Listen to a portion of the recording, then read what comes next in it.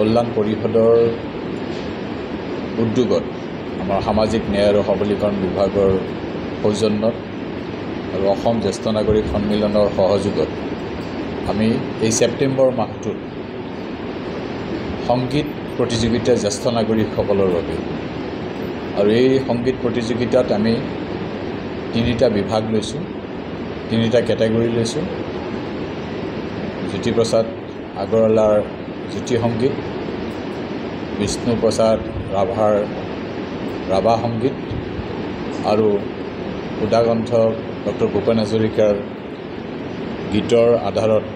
ভূপেন্দ্ৰ সংগীত। এই তিনিটা কেটেগৰীত আমি অসমৰ ৩৫খন জিলাতে আমি জ্যেষ্ঠ নাগৰিকসকলৰ কাৰণে এই প্ৰতিযোগিতা আমি আয়োজন কৰিম আৰু আগন্তুক এই 13 তাৰিখৰ পৰা 18 তাৰিখলৈকে 13 ছেপ্টেম্বৰৰ পৰা 18 ছেপ্টেম্বৰলৈকে আমাৰ এই প্ৰতিযোগিতা জিলা ভিত্তিত হ'ব। 13 তাৰিখে আমাৰ তামুলপুৰ জিলাই প্ৰথম আৰম্ভ কৰিব আৰু 14 তাৰিখে ডিব্ৰুগড় জিলা আৰম্ভ কৰিব আৰু 16 ছেপ্টেম্বৰত আমাৰ কামৰূপ মহানগৰ আৰু কামৰূপ ৰুৰেল দুয়োখন জিলাৰ উদ্যোগত আমাৰ ইয়াত PWD কনভেনশ্যন চেণ্টাৰত আমি এই প্ৰতিযোগিতা জিলা ভিত্তিত কৰিম আৰু বাকী জিলাবিলাকত আমাৰ 18 তাৰিখে সমূহীয়াভাৱে সকলো জিলাতে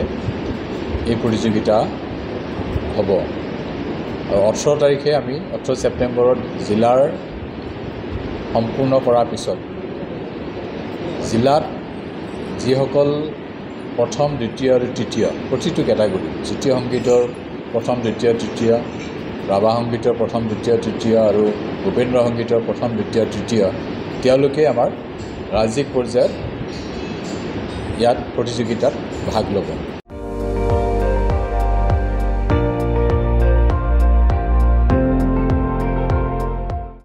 আপুনি চাই আছে ND24 সৰ্বশ্ৰেষ্ঠ নহয় সৰ্বোত্তমৰ দৌৰ।